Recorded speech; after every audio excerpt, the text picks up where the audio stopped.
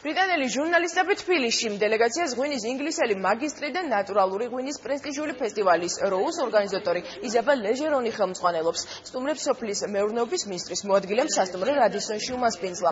სოფლის მეურნეობის სამინისტროს ინიციატივით მაისში ფესტივალში მონაწილეობას ქართული ნატურალური ქვევრის ღვინოებიც მიიღებს. ფესტივალზე წარმოდგენილი იქნება ისეთი ტრადიციული პროდუქტები, როგორიცაა თაფლი, ჩირი და ყველი. ვიზიტის ფარგლებში ინგლისელი სტუმრები თბილისს, მცხეთასა და სიღნაღს დაათვალიერებენ, ასევე ქართულ ტრადიციულ ღვინოებსა და კერძებს დააგემოვნებენ. ჟურნალისტები საქართველოს შესახებ სტატიებს ცნობილი გამოცემებისთვის მოამზადებენ. მიზანი არის, რომ გაუწიოს პოპულარიზაცია ქართულ ღვინოს. განსაკუთრებული აქცენტი კეთდება, რა თქმა უნდა, ქვევრის ღვინოზე, რომლითაც იყო აქტუალურული თავისი პირველი ჩამოსვლის დღიდან. ჩვენ ყოველთვის ხარს დაუჭერთ სამინისტრო ასეთ ინიციატივებს, რომელიც გაზრდის ქართული ღვინის ცნობადობას საზღვარგარეთ.